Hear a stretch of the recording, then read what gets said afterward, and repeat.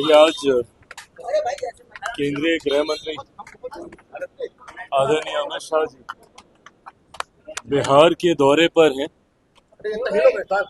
और हम लोगों के गठबंधन की ये खूबसूरती और ये ताकत है कि हम लोग एक दूसरे का हाथ पकड़कर एक दूसरे का सहयोग कर गठबंधन को मजबूती देते हुए एक ऐतिहासिक जीत की ओर अग्रसर हो रहे हैं ताकि उस विकसित बिहार का निर्माण कर सके जो मेरे प्रधानमंत्री जी के लक्ष्यों में 2047 तक जब भारत एक विकसित देश बने तो उसमें बिहार सबसे विकसित राज्यों में हो, ये प्राथमिकता मेरे प्रधानमंत्री की रही है। तीसरी बार सरकार बनने के बाद जिस तरीके से प्रधानमंत्री जी साल भर के भीतर 11 बार बिहार आ चुके हैं, ये दर्शाता है कि उनकी प्राथमिकता में किस तरीके से बिहार और बिहारी हैं। आज आदरणीय केंद्रीय गृह मंत्री अमित शाह जी से मुलाकात कर आने वाले दिनों में कैसे हम लोग कैंपेन को और ज़्यादा साथ मिलकर मजबूत कर सकें ताकि हर वो सीट हम लोग जीत सकें जिससे एक बड़ी जीत, एक ऐतिहासिक जीत एनडीए की हो। और ये होना भी है जिस तरीके से महागठबंधन में सिर्फ टव्वल चल रहा है, एक दूसरे के घटक दल के प्रत्याशी अपने ही प्रत्याशी, दूसरी तरफ एक ऐसा गठबंधन है एनडीए वाला जिसमें इतनी सहजता से सब होने के बावजूद भी हर रोज हम लोग यही प्रयास करते हैं कि किस तरीके से इस गठबंधन के स्वरूप को और मजबूत और खूबसूरत किया जाए। इसी उद्देश्य के साथ आज गृह मंत्री जी के साथ नीतीश कुमार जी से भी मुलाकात होगी क्या? नीतीश कुमार का माहौल क्या देख रहे हैं?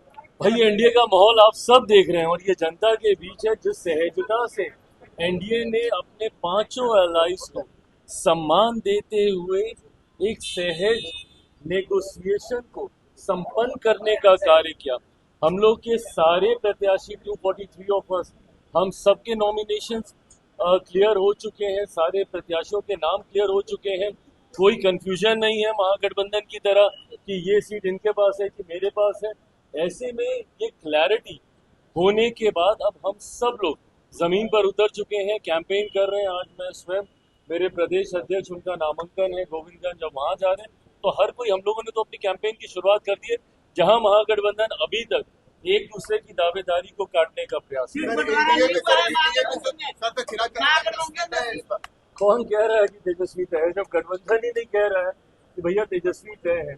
तो ऐसे में जनता या अगर इनके कार्यकर्ता अगर ये सोचते हैं कि जनता इनको स्वीकार करेगी, मैं नहीं मानता कि जिस गठबंधन के भीतर इतनी कंफ्यूजन हो वो बिहार को एक विकास की सोच दे पाए। एनडीए में टिकट बंटवारे में सबसे बड़े खिलाड़ी के तौर पे आपके उभरने की चर्चा खूब हो रही है बिहार की सियासत में।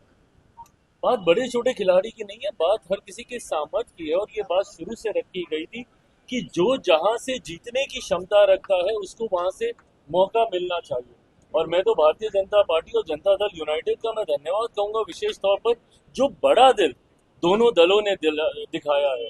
दोनों दल कंपैरेटिवली बाकी हम लोग जितने हैं उनसे बड़े हैं, पर उसके बावजूद जिस तरीके से एडजस्टमेंट्स किए गए हैं, तमाम दलों को सम्मानजनक तरीके से उनका गठबंधन में समावेश करने का, मुझे लगता है यही गठबंधन की सोच होनी चाहिए कि कैसे एक दूसरे को साथ लेते हुए गठबंधन को और मजबूत। इस बार भी 100% स्ट्राइक रेट रहेगा चिराग जी?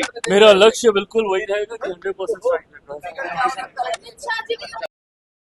कभी संविधान, आरक्षण, विभिन्न तरीके की बातें, पर बिना किसी गलत नैरेटिव में उलझे हुए सिर्फ विकास का नैरेटिव होना चाहिए। बिहार में कैसे आने वाले दिनों में युवाओं के लिए रोजगार के अवसर हम लोग उत्पन्न करेंगे, कैसे इंफ्रास्ट्रक्चर डेवलपमेंट यहाँ पे किया जाएगा, शिक्षा स्वास्थ्य को कैसे यहाँ पे बेहतर किया जाएगा और मौजूदा योजनाओं के तहत जितनी भी वेलफेयर स्कीम्स है कैसे उसको और सशक्त किया जाएगा, इन तमाम बिंदुओं पर। Thank you, thank you, thank you, thank you, thank you, thank you, thank you, thank you, thank you.